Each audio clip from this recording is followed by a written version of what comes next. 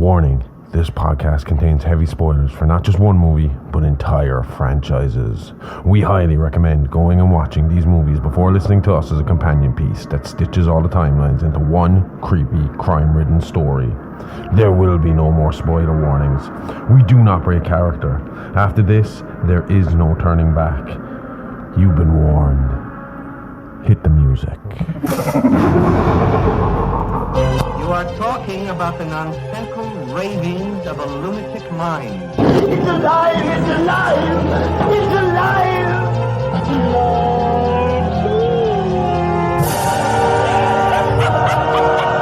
It's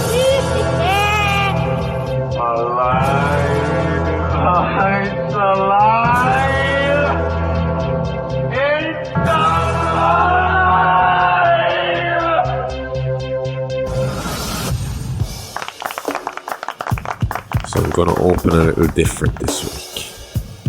There was a little girl who really loved dolls.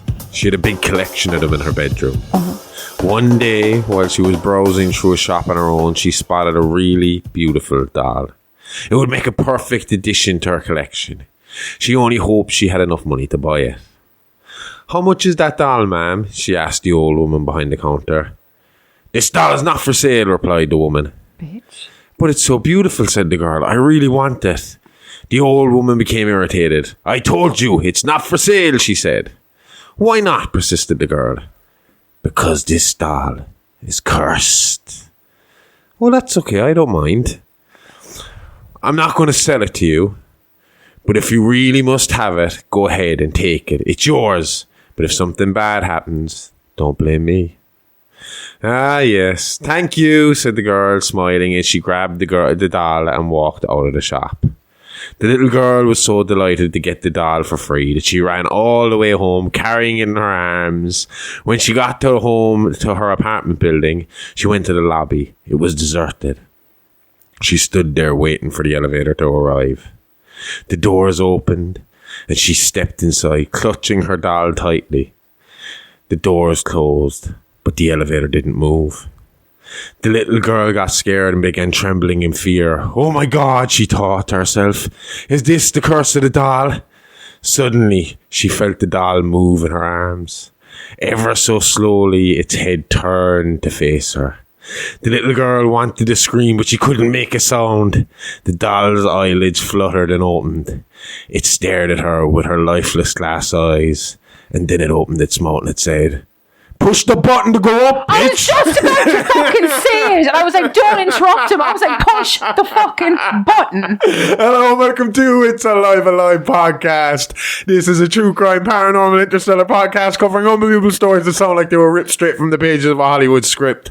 I'm your host, the man of many names, the outlaw Harley Ray, the bruiser Bronson, Dr. H.R. Smokenstein, THC, or you can call me Josh for short. And with me, as always, is my very own Scream Queen, the perfect combination of beauty and brains, the bride of Smokenstein, the India horror, the expert, the guts and gore, the gorgeous, the sexy Amy Rose. And Amy, I'm scared. Me too. We kind of have to talk about it. Do we have to? I really didn't want to, but okay, let me explain first why I didn't want to, because people would take that badly as well. It's not that we didn't want to. Yeah, because people would be like, "Oh, you shouldn't be burying your head in the No, sand." it's... Well, I mean, I suppose let me explain first why I bury my head in the sand. Like, for the first 30 odd years of my life, I like to be completely ignorant and carefree when it came to world politics, the economy, or just general world news. It's too depressing, and when you're younger, you can disassociate from this stuff. If it's not affecting your everyday life directly, who cares? And if shit happens in this country, I can split to the UK or the US or Canada or Australia. There's always greener fields, like, you know? Yeah. Then COVID happened, and there was nowhere to run. Couple that with the US and their constant political turmoil and the Russian-Ukraine war, and suddenly I'm forced to kind of start looking at things, because everywhere and everything is affecting my everyday living, you know? Yeah. Suddenly, the world got very small and claustrophobic, and you couldn't run anymore. You couldn't get away from it It anymore. was all there in your face, like, yeah. That's it. So, and it does affect you. Like, it affects how much our food costs. It affects how much our heating is. It affects how much it costs to run our cars. It affects our health fucking insurances here. It affects... No, obviously not to the level it affects the poor people who are fucking dealing with these wars and these atrocities and shit. But there is a knock-on effect. Same with COVID. When COVID happened and everyone was getting money off the government to stay at home, we all knew that money was going to have to come from somewhere later. Yeah. And we're fucking feeling that pinch now as well. But like I said, it's forced me to kind of grow up a little bit and start paying attention to what is going on around me. So, I mean, obviously, what's been dominating everybody's news feed for at least... I mean, obviously, this has been an issue for hundreds and hundreds of years. I mean, as long as I'm alive, I can remember hearing about Palestine versus Israel. Yeah. As long as I'm alive, I can remember. It's always... And I think that's one of the reasons why I don't really know a whole pile about it, is because it was just something that was always there. You take it for granted. You just kind of fucking ignore it. So, when I say I had absolutely no idea what they were fighting over, I mean it. I mean, I've no interest. Up until I when Ukraine and Russia kicked off, I was glued to CNN. I remember you had the news on the whole. And when the last US election, I was glued to the TV watching what was going on. And our own last election, I was glued to it, to see would Sinn Féin get in, and will we see a change here? Because in Ireland, we're not a two party system here. There's multiple parties, and two parties in particular have kind of ran our country for as long as we've been a republic. And one that is starting to get a chance is Sinn Féin, but they were held back because they were seen as the political wing to a terrorist organisation known as the IRA, which is actually something we're going to get into a little later. So we'll talk about that later, because that's something we can discuss later when we compare what we're kind of going to get into here. But anyway, I wanted to try and educate myself on this Israeli-Palestine thing.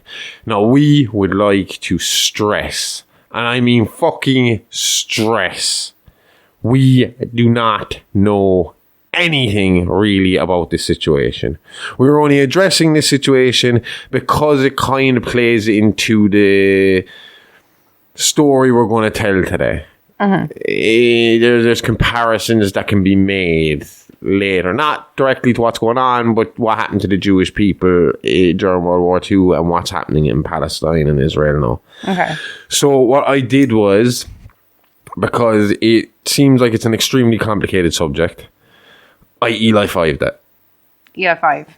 So what that is it's a Reddit thing. It's explain it like I'm 5. Oh, yeah. So I went on and I found an 11-year-old post from a Reddit user named Diablovert13, and the ending little bit that has an update from last year was by a Reddit user named Reddit at Night.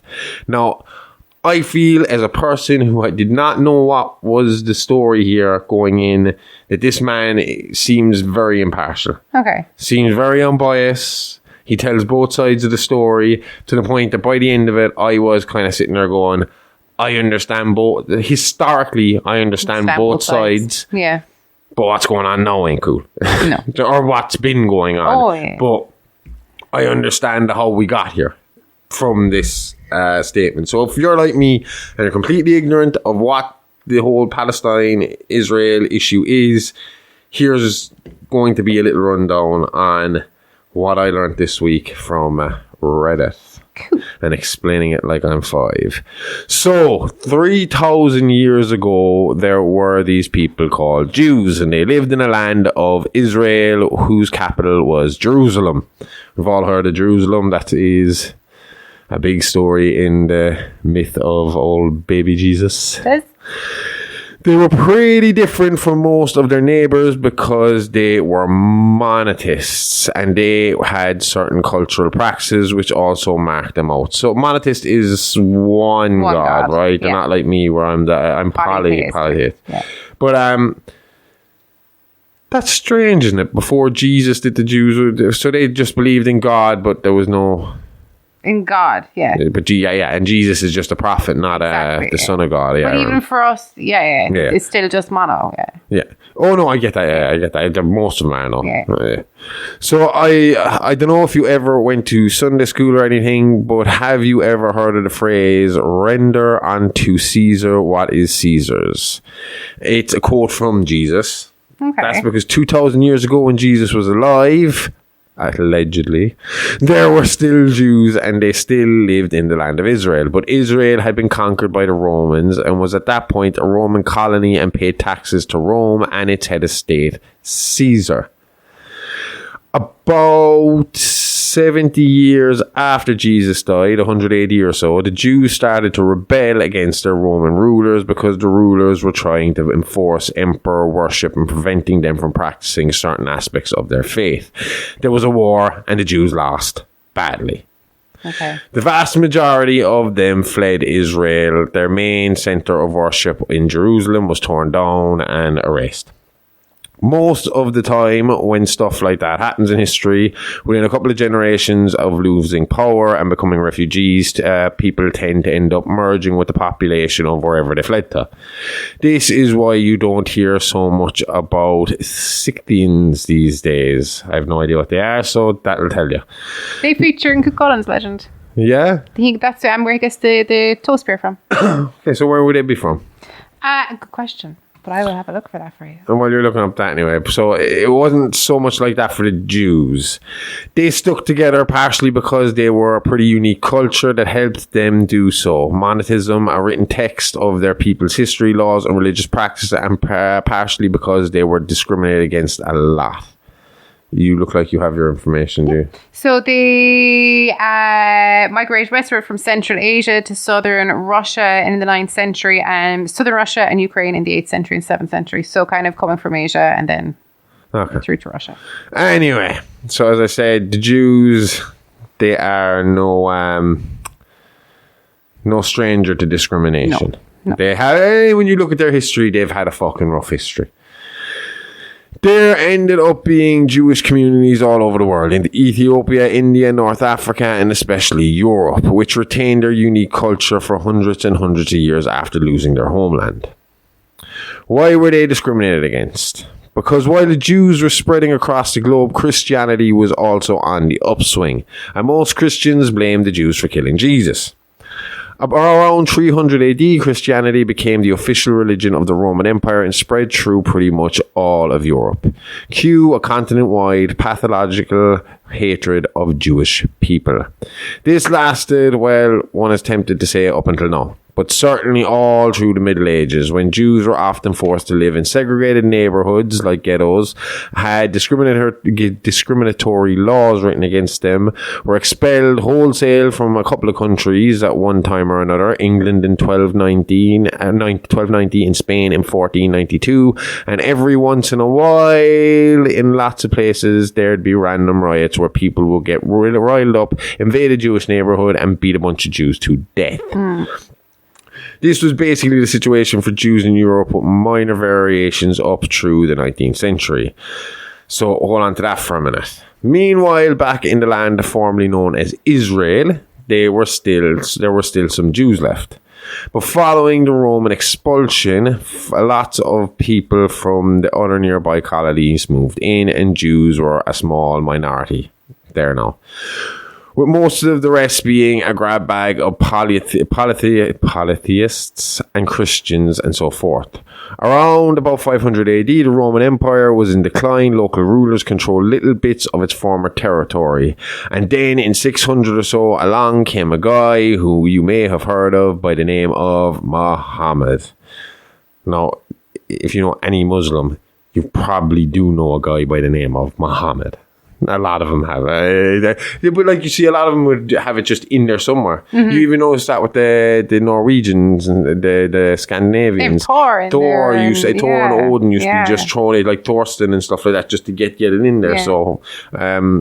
So obviously Muhammad turns up and he invents a new religion called Islam. The man is a Hith. By the year 700 or so, basically all of the area we now call the Middle East had been conquered by Muhammad and his followers and gradually begins to convert to Islam. Not 100%, but not 100% of everybody, but the vast majority of people, including the territory which had been Israel. Around this time, that area is encompassed by a larger area known as Palestine.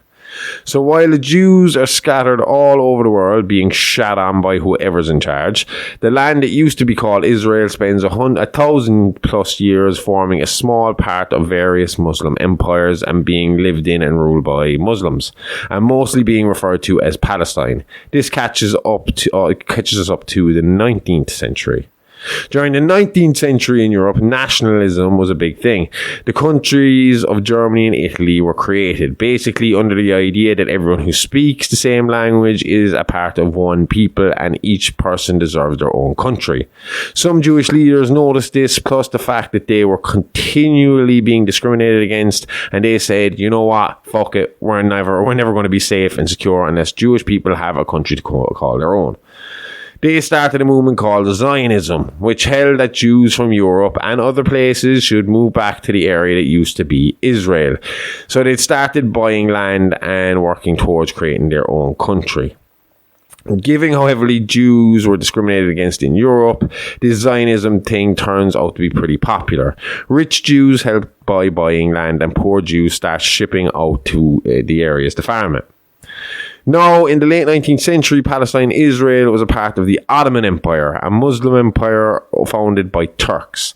Palestine, Israel was basically the boonies for the Ottomans, not a very important part of their territories. So while there was friction between local Muslims living there and when the Jews started moving in, the Ottomans didn't really do a whole pile to stop it. And while local people might have resented their new neighbours, they weren't really worried about them actually taking over because they knew the sultans would never allow that. So, from the late 19th century through to the beginning of the 20th, more and more Jews were moving in. There's friction and some blow-ups, but the whole area is still a Muslim majority province of a Muslim empire. Then World War I happens. The Ottoman Empire loses badly. In fact, the Ottoman Empire ceases to exist, reduced down to just one country, Turkey. Yeah. The other areas that it used to rule are divided up amongst the victors and become colonies of various European countries. Palestine fell to the British, and the Jews were super psyched about this because they felt like they had a much better chance of talking the British into letting them have their own country than they had of talking the Ottomans into having their own country. Tons more Jews started to move to Israel/Palestine. Mm-hmm. Meanwhile, the Muslims are like, hey man, what the fuck? Are you for real? Get the fuck out. This is our country. Tensions increased. There are lots of riots and fighting between the Jews and the Muslims. And they're both looking at the Brits to, say, what you gonna do about it? The Brits mostly just kind of play one side off the other and just try and placate everybody and keep everybody happy and keep everyone quiet and sweep it on under the rug. Yeah. Then there was a little thing called World War II. If there were any Jews left around who thought Jews didn't need their own country, well, let's say there weren't many Jews left around who thought that. As the aftermath of the war was being sorted out, they began to lobby hard for Israel to become its own country. And most of the Allied countries basically agreed with them. They were kind of like, shit man, after what Hitler did, we're totally on your side with this having your own country thing. Go for it. The British, who were mostly sick of trying to run interference on the whole deal, threw up their hands and just noped the fuck out of it, handing over control of the Palestine-Israel area to the UN in 1948. Except the UN was like 6 months old at this point and basically had no power and didn't know what it was doing. The UN was all, so guys, take a look at these plans we drew up that show how we could divide up the area into a Jewish part and a Muslim part. What do you think? The Muslims are like, are you fucking shitting me? The Jews are like, that's a nice plan and all, but you know what, instead, how about we declare Israel a country starting right now? Suck it. Okay. So the Jews declared Israel to be an independent nation, and the Muslims who were living there, aka the Palestinians, were not happy. Again, we can kind of relate to this part of it. We'll get into it when we discuss it afterwards, because something very similar kind of happened here with Ireland that caused the civil war as well. And so what was I saying? So yeah, they weren't happy, and so were most of the Muslims living nearby in other countries like Egypt and Syria. So outside of the Palestinians being pissed, the surrounding Muslim countries are also pissed. Yeah.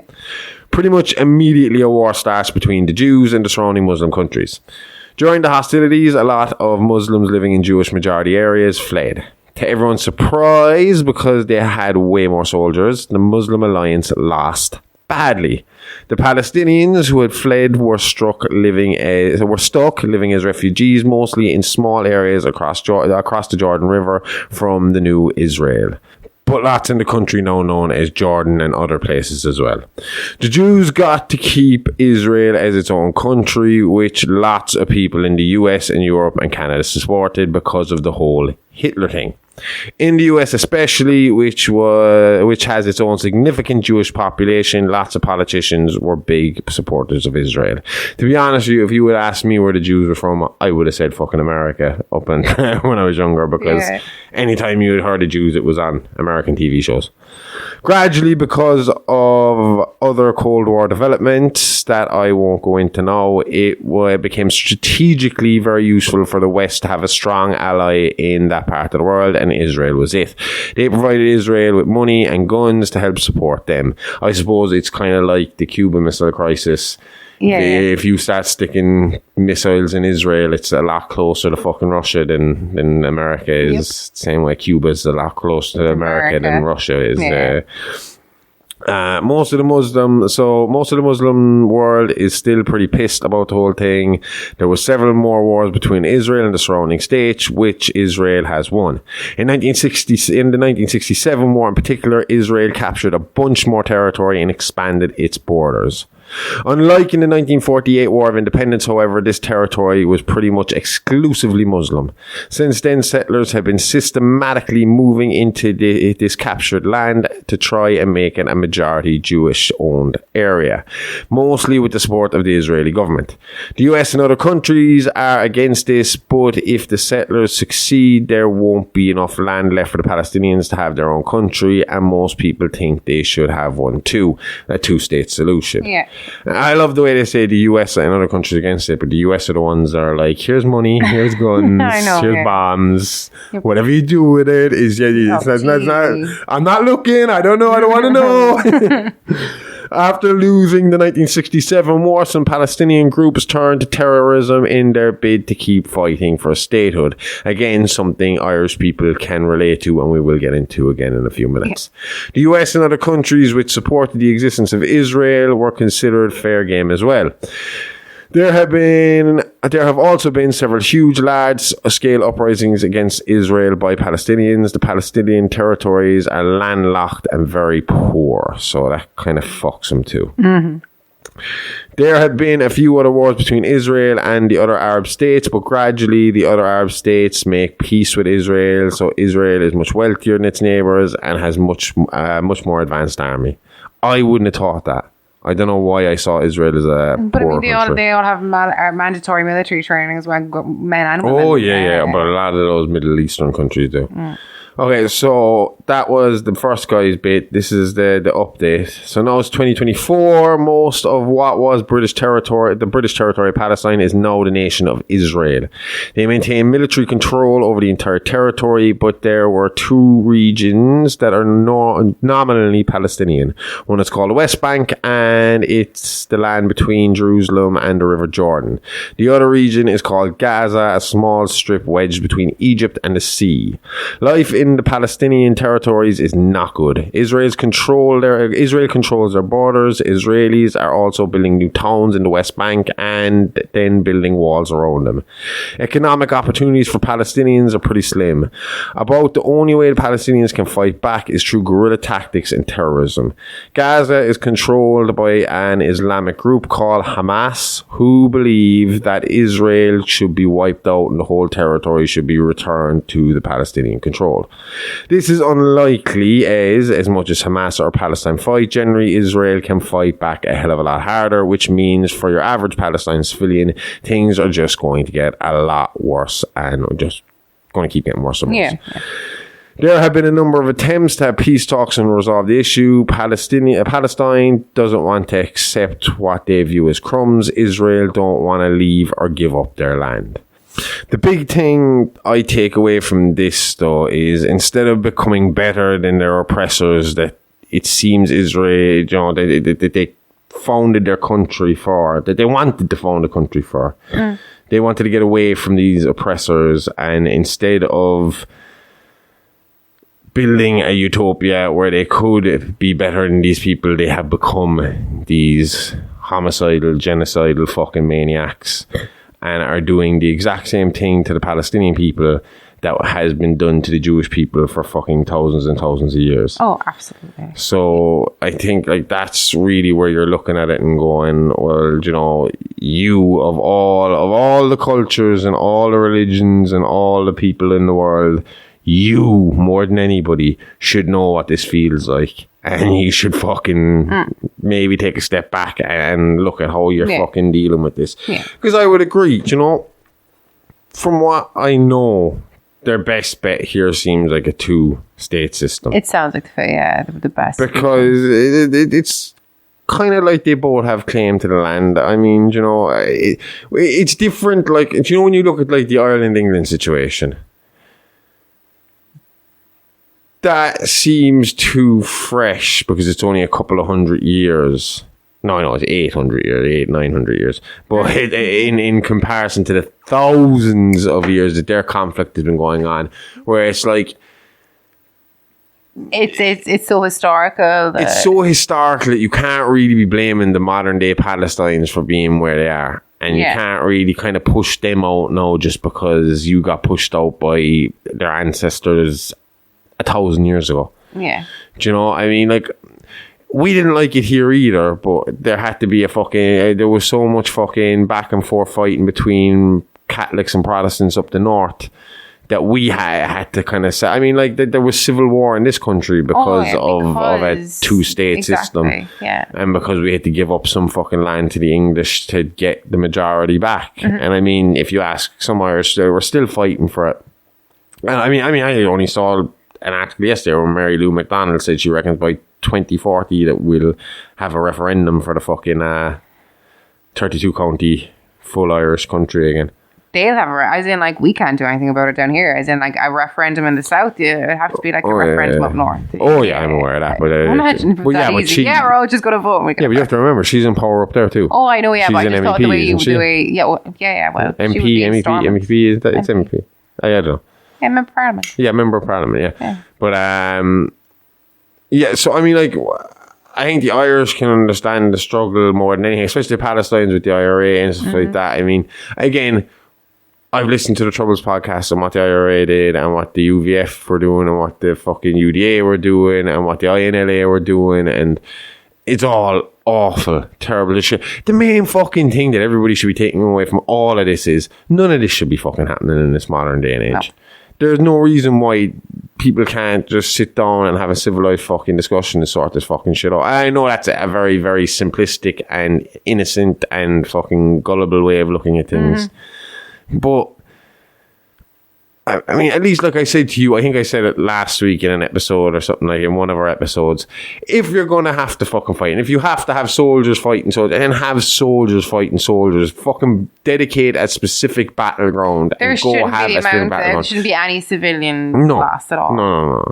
It's not these what people can do fucking today, regular women and kids that are fucking having their lives destroyed and fucking ruined and fucking murdered, raped, fucking blown up to pieces, all for dirt. Yeah. Another plot of dirt to say is yours. That you're going to fight over again in the next generation, most likely. And it's fucking ridiculous. Like, I mean, especially in a day and age where, like, I think, right, some religions have fallen off in the sense of they're going away. But others have learned to, like, that used to fight, have learned to kind of deal with each other. I mean, we have mosques in Ireland now. that would never have been there before, do you know? So, I mean, like, where those cultures can mix together. Absolutely. And live in one fucking country without being total chaos. A country does not have to be dedicated by its religious fucking belief. Do you know? Yeah. I mean, I'm Irish, but my religious belief is more along the lines of what the fucking Norwegians fucking believed in. Yeah, oh yeah. Do you know, I take a lot of it from the Celtic, but that's because we mix so fucking much with them that they're very, very similar. Diluted, and yeah. when I say that, it's most of you just pagan European religion in general. But I mean, yeah. So again, I think this is the only time we're really going to get political on the show, and it's so just to say that, like, in our opinion, when it comes to this kind of thing, you think the Jewish people would know better. The Jewish people in Israel, the Israeli people in power, not the regular Jewish people, but the people in power, would know better than to. It's like the fucking line in Batman. As fucked up as it can. I am going to fucking. What was that one? You live long enough to. You rather die a hero or live long enough to see yourself become the villain. Yeah. And that's what it feels like with the Jews. They've finally, not to do with the Israelis, the Israeli people, the Jewish people in Israel, have become what they were fucking running and hiding from. Not hiding from, running and trying to protect themselves from. Yeah. Yeah. And they're doing it now to somebody else. And it's just like the bullied has become the bully. It is. And then the problem is the bigger, badder bullies, like, you know, the US government and shit, are right behind them, poking them in the back, going, yeah, go on, do it, do it. Do it, go on. I think America's ADHD. Oh, God. Anyway, the reason we talk about that is because of the story we're going to get into today, and it is an example of how the Jewish people We're treated. well, not just treated. We kind of see what happens in these kind of wartime events. I mean, you're going to get into a little piece here for us in a minute, taken from the Holocaust Encyclopedia, that will kind of sum up what it was, not just what the Nazis did to the Jewish people or what the bad people did, but what the regular person had to do when it came to dealing with Jewish people, with the Gestapo stomping around the place, fucking watching everything you were doing. Yeah, you know? yeah. So I think we're going to get into that next. Yes. So as we said, the following is from the Holocaust Encyclopedia. So ordinary people behaved in a variety of ways during the Holocaust. Motives ranged from pressures to conform and defer to authorities to opportunism and greed to hatred. In many places, the persecution of Jews occurred against a backdrop of centuries of anti-Semitism. In Germany, many individuals who are not zealous Nazis nonetheless participated in varying degrees in the persecution and murder of Jews and other victims. Following the German occupation, countless people in other countries also cooperated in the persecution of Jews. Everywhere, there were witnesses on the sidelines who cheered on the active participants in the persecution and violence. Most, however, remained silent. Throughout the 1930s, many Germans assisted the Nazi regime's efforts to remove Jews from Germany's political, social, economic and cultural life. Nazi activists, local Nazi leaders and members of Nazi parliamentary organisations, the SA and SS and the Hitler Youth used intimidation against Jews and non-Jews to enforce Nazi social and cultural norms. For example, they harassed Germans who entered Jewish stores or who showed friendliness towards Jews. But even Germans who did not share the extreme Nazi belief that the Jews were a source of racial pollution participated in varying degrees in Jewish persecution. For instance, members of sports clubs, book groups, and other voluntary associations expelled Jews. Teenagers within schools and universities enjoyed their newfound freedom to harass Jewish classmates or even adults. Many ordinary Germans became involved when they acquired Jewish businesses, homes or belongings sold at bargain prices, and benefited from reduced business competition as Jews were driven from the economy. With such gains, these individuals developed a stake in the ongoing persecution. Some landlords and neighbours denounced tenants or other individuals for private behaviour they observed. This included the crime of racial defilement, sexual relations between Jews and other persons of German or related blood, or violations of paragraph 175 of the German Criminal Code, which prohibited homosexuality. Germans who did not play an active role responded to Jewish persecution in diverse ways. Large numbers went along passively with the exclusion of Jews from the workplaces and with their isolation within schools and communities. Others cheered as onlookers to events such as public parades to shame those accused of racial defilement. It's fucking crazy, the parallels. What's going on now, isn't it? Absolutely. Nazi policies and actions combined with the response of elite and ordinary Germans culminated in the near total isolation of Jews from German society by the late 1938. Although many Germans approved of the marginalisation of Jews, they disapproved of the violence and destruction of property that occurred during the Nazi-led programmes of November 9th to 10th in 1938. However, few spoke out. The same was true during the deportations of Jews from Germany after World War II began. In areas where the deportations did provoke some discontent, Nazi propagandists simply strengthened their efforts to promote acceptance of the removal of the enemy within. I swear to God, I nearly made the mistake of asking, where did they deport them to? And then I remembered. The fucking concentration camps. Yep. Varying motivations influenced responses to the persecution of Jews and created a climate of passivity or apathy. Motivations ranged from belief in Nazi ideology to fear to self-interest. For instance, Nazi propaganda efforts heightened long-standing anti-Semitic prejudices and led many to view the Jews as alien. Like real aliens or alien to the country? Or did they think they were like Jewish spacemen from outer space? Country, but the Nazis were known for all their like weird kind of yeah. They had their space programs. Yeah. And then they go after like mythical objects as well, and they go looking for the Holy Grail and shit and fucking Odin's spear. And didn't they believe like in X-Men, like the or whole is mutant that just kind Marvel? of what?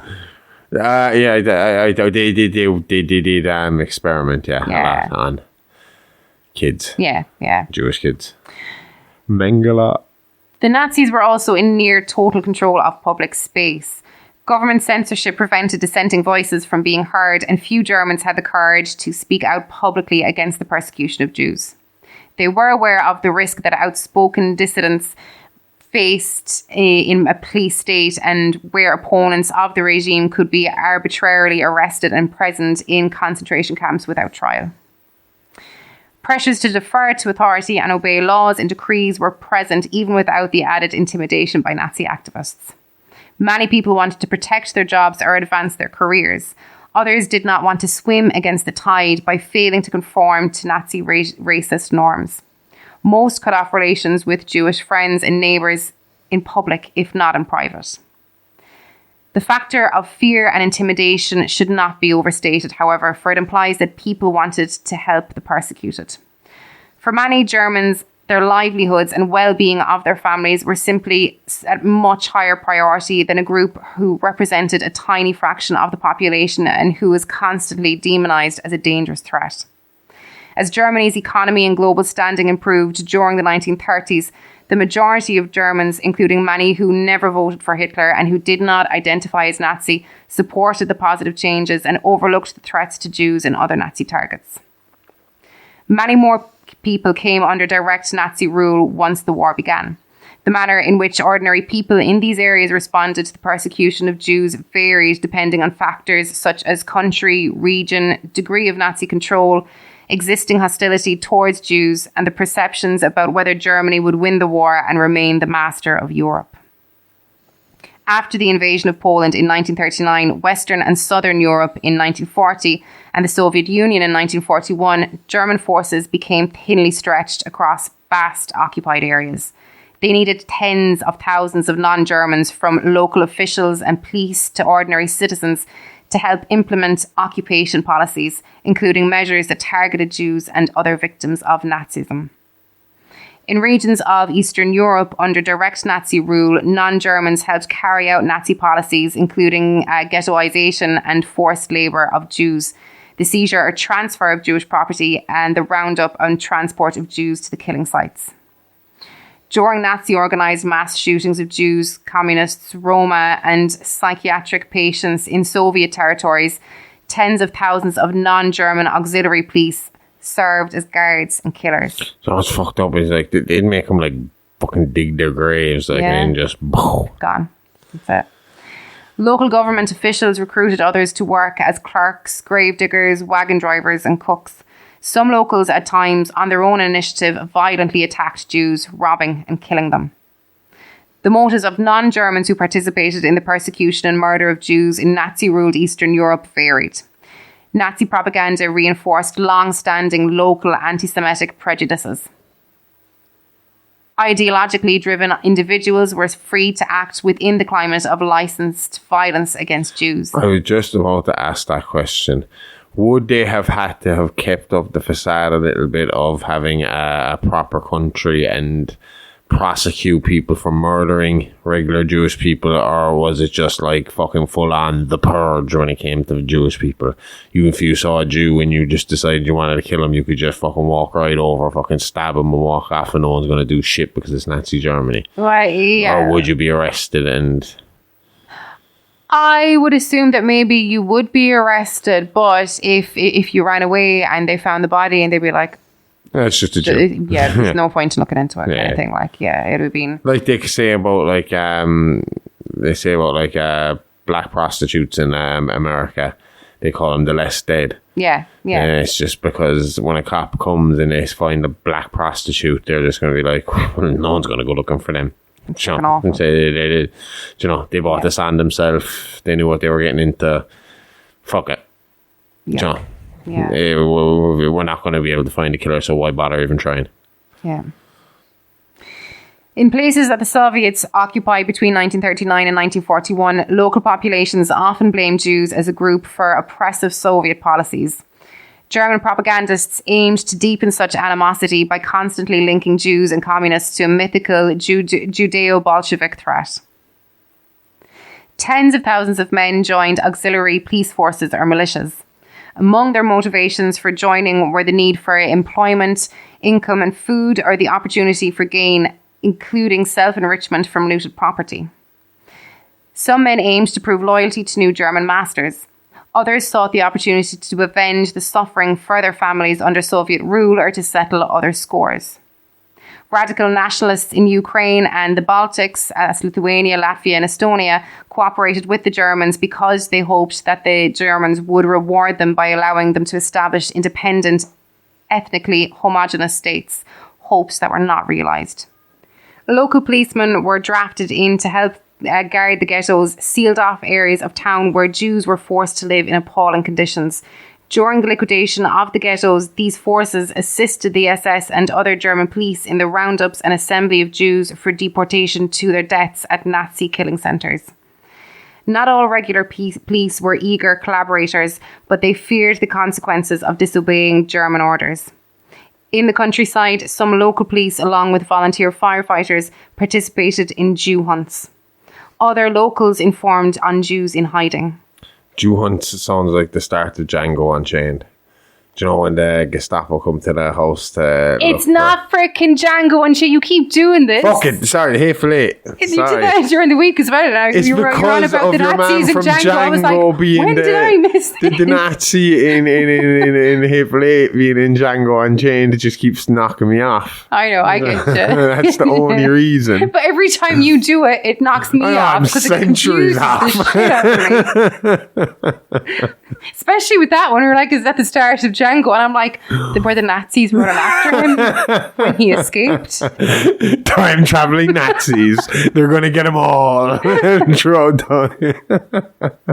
found out about slavery in the US at the time. They're like, you know what? That sounds like a time for us. That's time travel to there. The opportunity for gain, either through payment by the Germans or the taking of Jewish belongings, tempted Jew hunters in the countryside and cities. Blackmailers threatened to inform on Jews in hiding in order to extort money and belongings from them.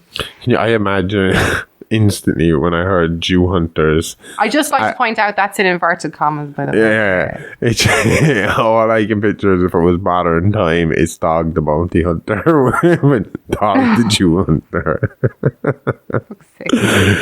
The Jew Hunter. Dun, dun, dun, dun, dun. We all know Dog the Bounty Hunter's racist. I'd never watched him enough to know that he was. I was obsessed. It was one of those kind of ones you just pieces like it's something you become obsessed with, but it's so repetitive that you'll eventually become bored of. Yeah. So you'll watch. It's like Cops. You'll watch a shitload of Cops for like a couple of weeks, and then it's the same thing over and over and over and over and over and over and over again. And it's the same with Dog the Bounty Hunter. It is funny. It's exciting, and it's fun to watch him chase the criminals down and do the whole praise Jesus, go with Christ, have a say. Like, have you watched it properly? Like, Dog is like real mean. Religious. Yeah. He's real mean when he's chasing him down, and as soon as he has him cuffed, his attitude will change instantly, and he'll be like, "You want a cigarette, bro?" And he'll put a fag in their mouth and he'll light it up for him. He'll be like, "Is that for the cameras?" Oh, well, see, he's a former criminal himself. Okay. And he's born again and all this kind of shit. No, I think he did get in trouble for some racist comments not so long ago. And I did find it weird that when Beth died, his wife died, he got married like within a year again to another blonde lady. Yeah. I liked Beth. Beth was funny as well. She was like this fucking... I remember her. Oh, yeah. Real kind of southern fucking woman. She was... I enjoyed her mostly in the show. Yeah. It was all ice. Gotta get that ice off the street, bro. Go with Christ. The South Park fucking parody of it just did it perfectly. So, yes, some locals hid Jews at first, but then turned them in out of fear that they and their families would be shot if the Jews were discovered. By Dog, the Jew Hunter. In other parts of Europe that were allied with or occupied by Nazi Germany, some leaders and public officials helped more or less zealously to implement anti-Jewish policies. Measures included enacting discriminatory laws and decrees regarding citizenship, employment, and business ownership, and confiscated Jewish property. In some cases, such as in Romania, Hungary, Italy, Hungary. That's like when I called German, Germania. You see, that happens to me with Canada. Romania, Hungary, Italy, Bulgaria, and France. Non-German leaders, motivated by homegrown anti-Semitism, racism, and nationalism, acted on their own initiative. In all other countries within the German sphere of domination, they helped identify, register, and mark Jews. Members of regular police and military-trained gendarme forces rounded up Jews and assembled them for transport to the east. The Nazis disguised these deportations as resettlement for labour. Non-German railway workers transported deportees to the border. The presence of Jew hunters, some of them ideologically aligned with the Nazis and many of them tempted by the lure of monetary rewards, reduced the possibility of Jew survival in hiding. This was the case even in a country like the Netherlands, where homegrown hostility towards Jews was not that prevalent before the war. In general, the Germans' ability to leverage their power to win cooperation from non-Germans was much greater before their defeat at Stalingrad, which was in the winter of 1942 to 1943, a major turning point in the war. Many Europeans who had thought Germany would remain the master of Europe into the foreseeable future began to envision the possibility of German defeat. They became less eager to participate in actions that they might be held accountable for after the war. Changing perceptions about the outcome of the war also emboldened organised resistance efforts. By the fall of 1943, the likelihood of German defeat was strong. By this time, however, it was too late for most of Europe's Jews. 5 million were dead. A small minority of individuals, alone or in organised networks, took risks to help Jews. Aid came in several forms. Some offered gestures of solidarity, and in Paris, for example, some non-Jews wore Star of David badges in protest. In some German cities, non-Jews sometimes greeted Jews wearing the star. Other individuals risked punishment and death by attempting to save them. They hid Jews during roundups, provided them food, alerted them to danger, and safeguarded their belongings. Now, I know what you're thinking. We're 50 minutes in to a true crime horror podcast, and these two have just talked about politics. Now, I promise you that what Amy just read out is extremely vital and important to the bloody revenge story we are about to embark on. We felt the need to put the part in at the start about the Israeli-Palestine conflict because we didn't want people to think through this story that we were sympathizing with the Israelis in any way, shape or form. If anything, we feel this is a story that what we read out at the start should be more like a lesson of look at fucking your past and try not to be the bad that you're running from, as I've said before. But again, we needed to just put our position in place before getting into this story, which is based around post-World War II. And as you were saying there, the treatment of the Jews throughout World War II in Germany. Not so much by the Nazis in this case, but by the general German public or Nazi sympathizers or people who just went along with the status quo. Yeah. And that's what will bring us into the story of the revenge of the von Sturms. Hey, you. Yeah, you. You like the podcast? Want some more? Then head on over to our Patreon page where for just €5 a month you get up to 12 extra shows in that month, along with piles of mini-sodes covering fun facts from the world of horror and true crime. Each week we drop multiple shows such as Real Monsters, where we look at the inspiration behind the movie Killers, or Behind the Mask, where we take a look at the influential people and happenings in the world of Hollywood. All this, plus movie reviews, watch-alongs, and regular AMAs. That means Ask Me Anything. You really do get a bang for your buck. And by bang, I mean like podcast. I'm not soliciting or anything. Shit. Moving on. For just €5 a month, all this could be yours. So head on over to www.patreon.com/IAApod. That's www.patreon.com/IAApod. And start listening now. So the story we're going to tell today is rooted in the many war crimes committed not just by the Nazis, but the greedy few who ventured to gain and take advantage of the Jewish plight and persecution throughout and after World War II. The von Sturm case was a chilling true crime tale that unfolded in 1966, sending shockwaves through the communities of 1960s Britain. This intriguing and sinister story captured the attention of the nation, leaving the public both fascinated and horrified by the events that transpired.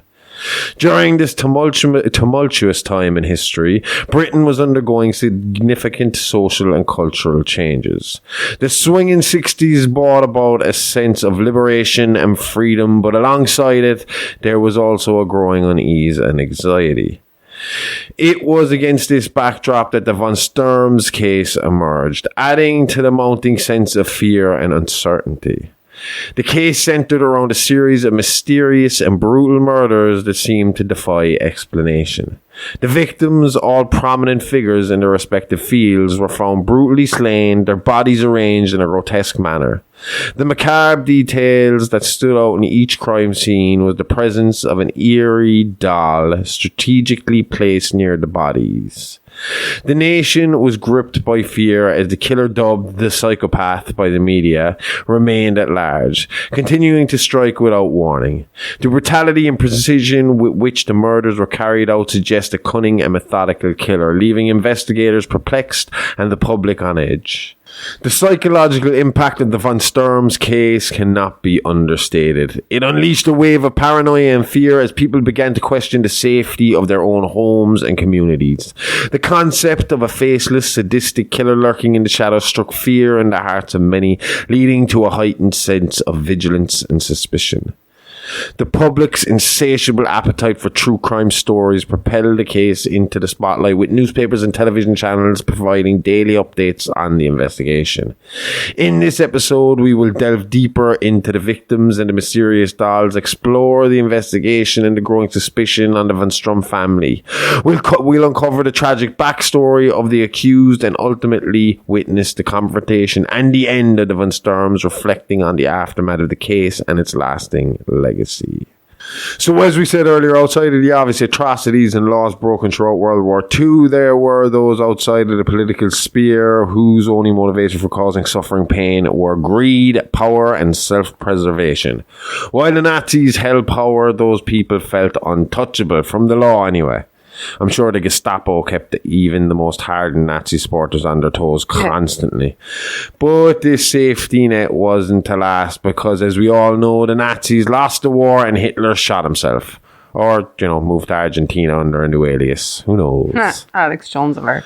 Just see me sweating, spitting over here and red-faced while I tell you all about the Nazi scientists, how they put the first man on the moon, but the moon landing is fake. So what did they need the Nazi scientists for, Amy? What did they need the scientists for? Story for another episode, I think. Yep, and I know the episode too, but as you said, that's for later. So with the Nazis defeated, the true scope of their crimes came to light, with concentration camps such as Auschwitz being shown to the vast public audience for the first time. This was evil like we had never seen before, which meant the world's individual governments had to come together to work out how to deal with the aftermath of the war and its related crimes. Amy, I think you have a little piece on that. Sure do. So this comes from khanacademy.org. Khan is in K-A-H and not Khan. C-O-N. Tony Khan. Yeah. Oh, is it? Yeah. Oh. So since the end of the Second World War, international states have agreed on the importance of basic human rights. Despite the widespread acceptance of human rights in theory, however, in practice, proponents face a dilemma between human rights and national sovereignty. You may remember that national sovereignty is the idea that nation states have the right to exist and to be free from interference. Governments can do whatever they wish to whomever they wish inside their own borders. In the second half of the 20th century, people began to make arguments for human rights of individual people over the rights of governments. Human rights and international laws that protect those rights are direct challenges to national sovereignty. Two events in one city in southern Germany show how World War II changed how people thought about national sovereignty and human rights. On September 15th, 1935, at a Nazi party rally in Nuremberg, Germany, the Nazi leadership enacted a set of laws known as the Nuremberg Laws. By singling out Germany's Jewish population, these laws aimed to create a homogeneous society. The laws came from Nazi ideology, an extreme form of eugenics and social Darwinism. These ideas were popular with imperialists in the 19th and early 20th century, and the Nuremberg laws defined German laws not by their religious beliefs but by their ancestry. They took away their citizenship and placed restrictions on their employment and ability to marry. So what do you mean? Oh, they could only marry out of the Jews. Yeah, exactly. Okay. Yeah. So Hitler used the Nuremberg laws to portray Jews as the enemy of the German people. These laws set the stage for the atrocities of the Holocaust and helped build Hitler's justification for purging German society of anyone he felt was not a pure German. In addition to Jews, the Nazis murdered millions of disabled, Black, Roma and gay people who did not fit their racial ideology. The atrocities that the Nuremberg laws enabled are stunning examples of the dangers of unlimited power. The Nuremberg laws enforced Hitler's beliefs that he could do whatever he wanted to whomever he wanted inside his borders. After the war ended in 1945, the victorious Allied powers wanted to establish a peaceful world order. So they debated the role of human rights in ensuring world peace. Nazi atrocities and aggression convinced them to take international action to prevent future such acts and war from happening again. Inspired by the Atlantic Charter and President Franklin Roosevelt's Four Freedoms speech, human rights advocates argued that international recognition of human rights was necessary to ensure peace and security. Debates about human rights were central at the San Francisco Conference in 1945 as the Allies met and created the United Nations. The Charter of the United Nations was signed by 50 countries in San Francisco in June of 1945. It contains a paradox. Its introduction and the very first article state a faith in fundamental human rights. The very next part of the Charter, Article 2, guarantees national sovereignty and forbids the United Nations from getting involved in any matters within the domestic jurisdiction of any state. See, I was going to ask when you said earlier about like how this was done to stop a country from having unlimited power like Hitler had, how they were getting away with it in Korea. And obviously you just explained it there. That's how they're getting away with it in Korea, because there is a loophole to, you're not allowed to do that, but at the same time, we're not allowed to stop you from doing that. Yeah, exactly. Rule 1, don't do it. Rule 2, we won't stop you if you do. Do you know what's annoying me? What? I can say sovereignty, right? If it's not coming after a word, but if I put a word in front of it, I could only say sovereignty. I'm saying it wrong the whole time. Oh, right, that's okay, because I thought it wasn't sovereignty when you said it. No, it's sovereign. I can't. In a sense, it doesn't matter. People know. Anyway, People know. Just in case you're like, what the fuck is that word? This is a paradox. Well, what we just explained is a paradox because an international organisation like the United Nations cannot prevent or punish human rights abuses by governments if those governments are allowed to do whatever they wish inside their national borders. The Nuremberg trials, which started just 5 months after the signing of the United Nations Charter, addressed this paradox. The early plans for the trials were first discussed at the San Francisco Conference. In a remarkable display of cooperation, the United States, the Soviet Union, Great Britain and France agreed to bring the leadership of the Nazi Party to trial.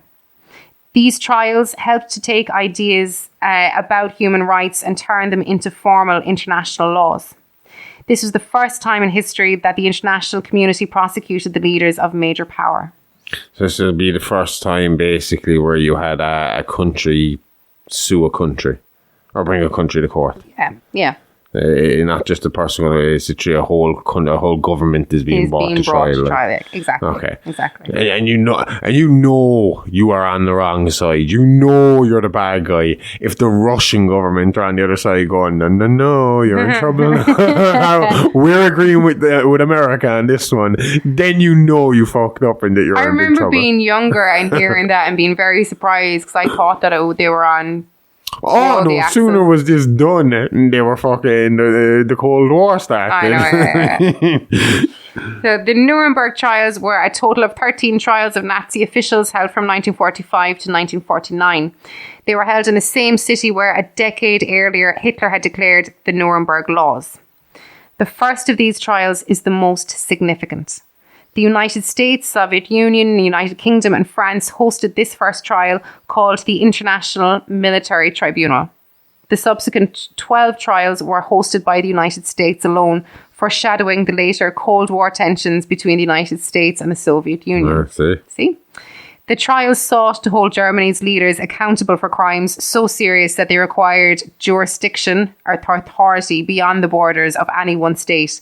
Crimes against peace, war crimes, and crimes against humanity. So basically, the world against... Exactly, yeah. The world versus Germany in court. Yep. Pretty much like everything that came out, like Saddam Hussein, all that, isn't it? No? But Saddam, I think, would have been... But see, that's a war crime where he would have been held accountable. How many of his actual... There was a few, because there was definitely one that was hung, but then he got decapitated because he was so heavy. Do you remember that? That was I didn't see it. I heard about it. A lot of people when these things happen, a lot of people go looking for those. I'm not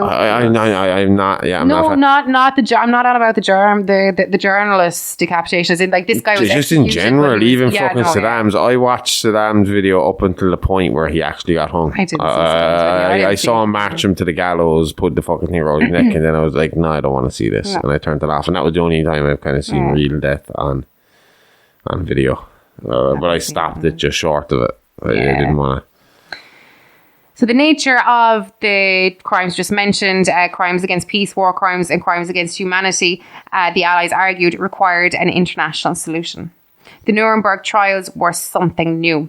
They represented the idea that states and national leaders could be punished not just for aggression towards other nations, as had been the case after World War I, but also for violating the rights of their own citizens. For their part, the German leaders on trial defended their actions on the grounds of national sovereignty.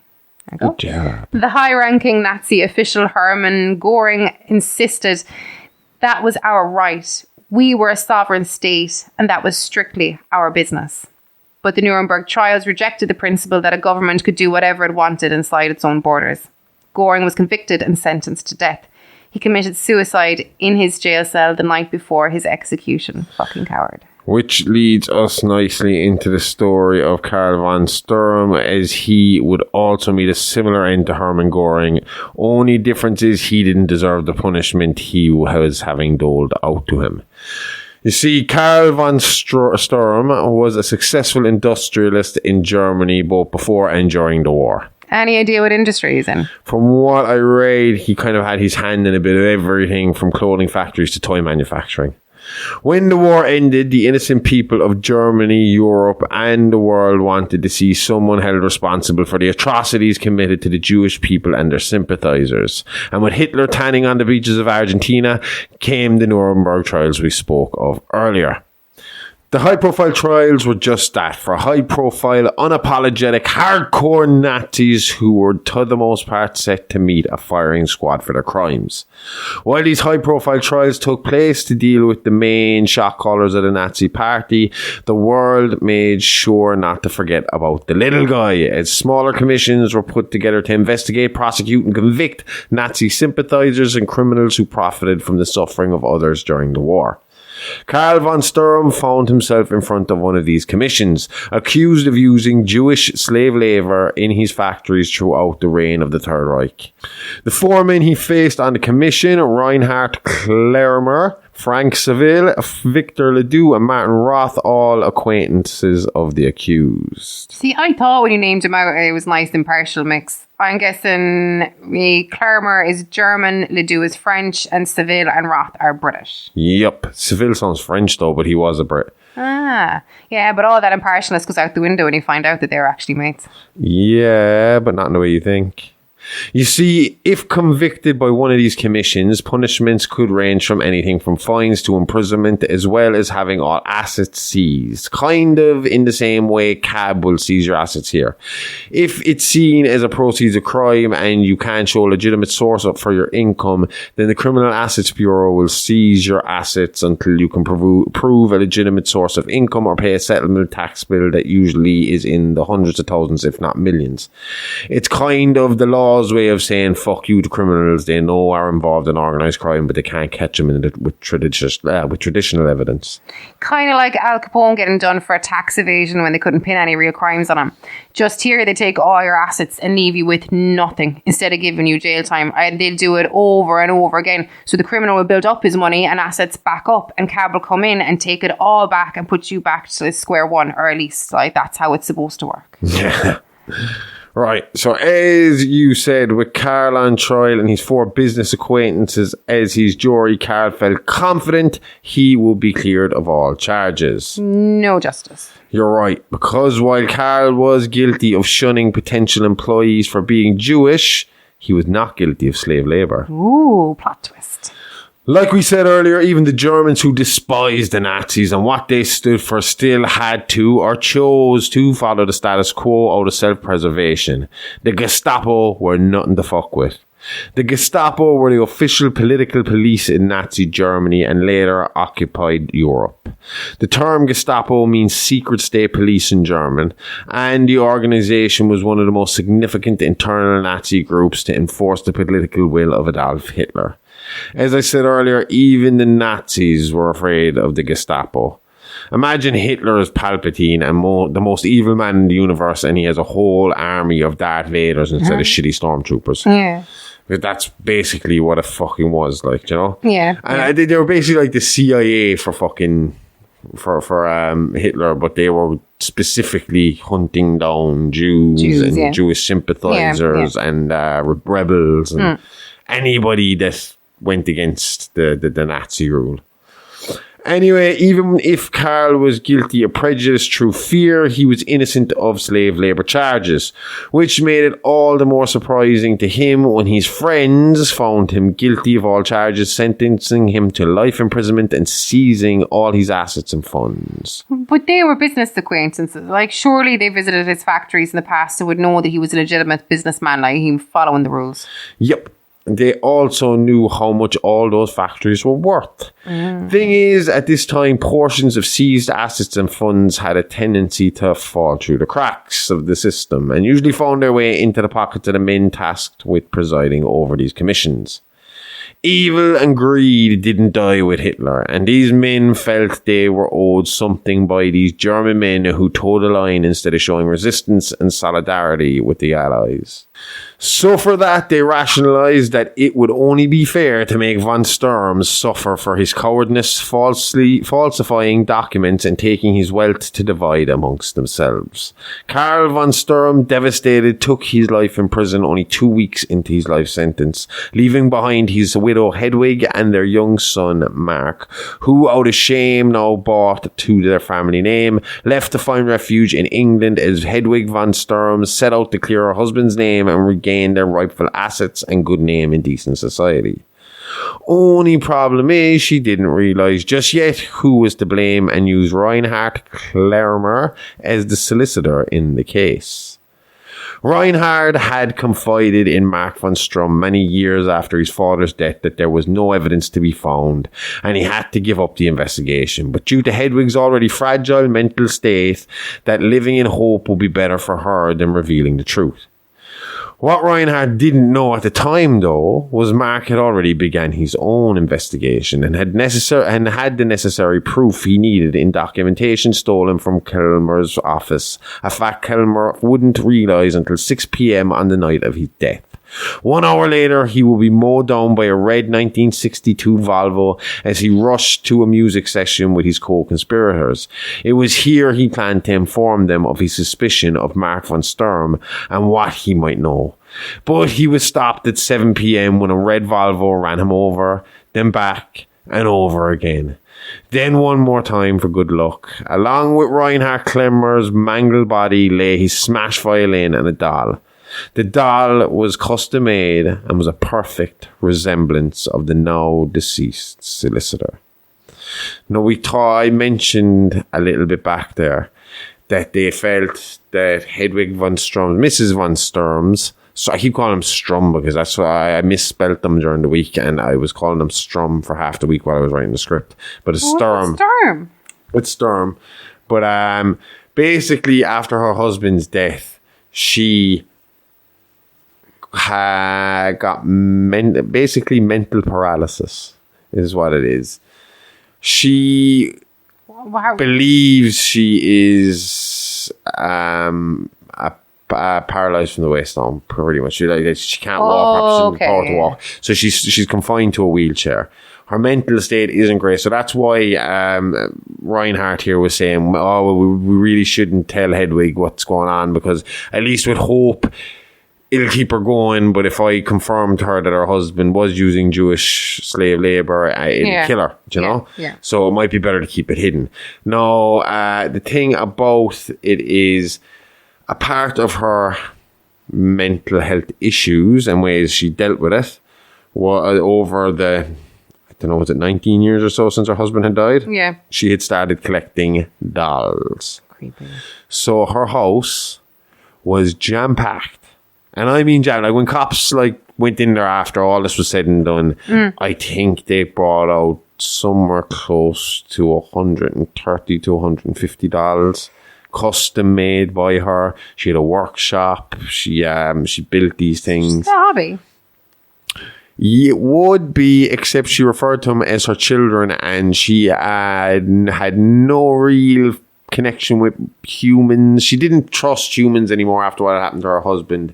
So she basically only conversed with her son and with the dolls who she referred to as her kids. That's it. Yeah. Okay. So they were like, she'd have dinner parties with fucking tea parties with the dolls, dressing them up, changing them, walking around the house, talking to them randomly. Well, not walking, wheeling herself around the house. But and again, I will have to the stress. guys that marry the dolls now. Huh? It's like the guys that marry the dolls now. What, in Japan? Yeah. Yeah, it's creepy.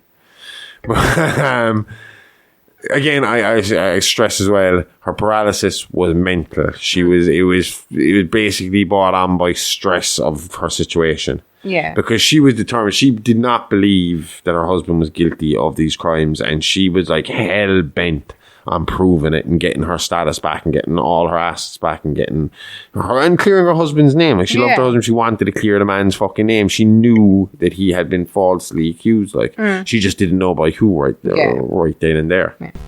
Okay, it's honesty time. We have a confession to make. We suck at socials, no good at Insta, can't send a tweet or an X or whatever that super villain looking motherfucker is calling it now. Stick to your space cars, Elon. But we know you want to chat. You want to be kept updated. You want to be alive all the goddamn time. So we're getting down from the antisocial soapbox and giving this a try.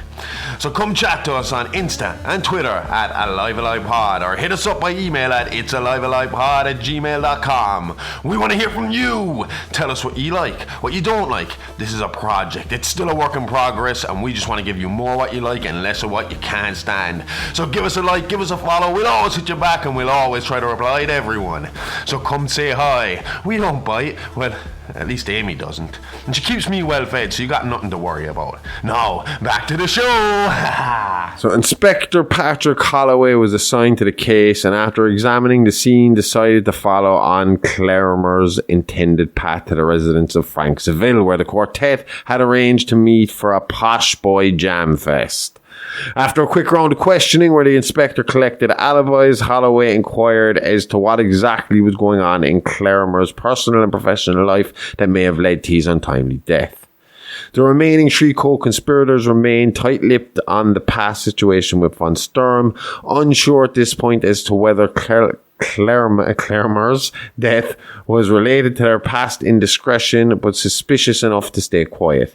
They knew Claremer had wanted to talk to them about something important that night at the musical meeting, but he hadn't said over the phone what exactly it was. It was just something he was going to bring up to them at the meeting at Seville's house. So with no evidence to go on outside of a doll and alibis being provided by all suspects, Holloway excused himself and called it a night, with nothing left to do but wait for lab analysis to provide him with more information on the doll and the homicidal car. The next morning, Holloway headed straight for the lab to see what evidence or clues he would be working with. The car was narrowed down to a stolen 1962 Vauxhall that had been robbed from the local hospital a few hours previous to the murder. It had gone unreported as stolen, as the owner of the car coincidentally died on the operating table in the hospital that morning. The doll was traced back to a local toy store where Frank Saville's daughter Louise happened to work. Records there showed that only 6 of these dolls had been sold recently, and that they were to a Mrs. Hedwig von Sturm. Well, we've already discussed Hedwig and her obsession and her workshop, so we don't need to get into that again. Saville. I know I kept calling them the Sevilles. I kept making that mistake as well, and I kept looking at them going, it's like Jimmy Savile. Why the fuck do I keep calling them Sevilles? That's why they're fucking British. Yeah, Savile. There's this place, Seville is a place. But that's, but I kept reading it as that. Obviously it's Savile. Fucking idiot. Jeez. I'm telling you, this should be the no-name podcast. That's what we should just call ourselves. So this information was enough to warrant a visit from the inspector, who, needless to say, was a little disturbed by Mrs. von Sturm's extended imaginary family. After giving the inspector the grand tour, she brought him to her workshop, where Holloway showed her the doll of Claremer and asked if it was one of hers. She instantly recognized the doll as being that of her solicitor, but insisted she had not been its creator. She was then informed of Mr. Claremer's death, to which she seemed to get extremely upset by. Remember, she still believed Claremer was working on clearing her husband's name, and with him gone, so goes the hope we spoke about earlier. Not to kill the tone of the thing completely, but we had to stop recording there because we caught the mouse. And we caught him in the humane trap. If you want to see, it'll be up on Instagram. I got it on video. I released him outside. You can see him running off into the darkness. Aww, I'll miss him. Cheesy Charlie. Yeah. When we got the free in. But at least he got the humane trap. He didn't get the off with his head trap. That's so many other mice. I have definitely had cases of traps where I've went in, there's been blood splattered all over the place. No. But no, he got the humane trap and he is off outside now running around. Unlike poor Carl von Sturm, who got locked up for life and killed himself there. So pretty much like our mouse them. just got locked up. So anyway, as I was saying before, Cheesy Charlie interrupted our recording. Mrs. von Sturm, Hedwig, she found out about her solicitor's death at this point from Inspector Holloway when he asked her about the doll. Mark von Sturm, hearing his mother in distress, entered the room and ushered the inspector away. He then proceeded to give Holloway a brief background of his family's misfortunes, calling his mother unstable and a shut-in, stating she never left the house and lived in a fantasy world with her dolls. Mark was the only man questioned, with no witness to his alibi, as he was the lone night watchman on a dockyard, meaning he could easily come and go as he pleased. This, mixed with the unsettling nature in which he spoke of his mother and the family's past, put him right at the top of Holloway's suspect list, but he needed more evidence before closing in on the killer. The inspector questioned both Victor Ledoux and Martin Roth in relation to Clermer's death and his suspicion of Mark and Hedwig von Sturm. He questioned Ledoux on the possibility of one of the commission's members being shady or falsifying records. Ledoux admitted it was a possibility, but pointed out that all four men were well off and didn't need money, so what would be their motivation? Greed, apparently. Well, yeah. As we have learned when it comes to billionaires, they never have enough money. Or millionaires or whatever it is. Has there been a trillionaire? No. Billionaires. As far as we're going. I mean, like Elon Musk and Bezos and all them, they're the richest people in the world. And they're multi-billionaires. So while he focused on the commission with Ledoux, with Roth, who was a doctor and the doctor of Mrs. von Sturm, Holloway focused more on her mental and physical ailments, hypothesizing that she was putting it all on and using it as a smokescreen for her murderous ways. Roth insisted this was very unlikely, as he had been treating her for years and he was good enough at his job to spot when he was dealing with a fake and the real deal. A journal entry left by Roth revealed that the visit from Holloway had spooked him and that he was unsure if evidence proving his guilt had been found or was about to be revealed. He commented he was going to visit Ledoux that evening to discuss the situation and decide what to do next. In the meantime, Frank Seville, who suffered from a heart problem, had been dealing with chest pains brought on by the stress of the situation. His doctor, Dr. Colin Glynn, prescribed him some medication and rest, but assured his daughter Louise that there was no need to worry. Someone switched out his medicine with cyanide, killing Seville with his first dose that night.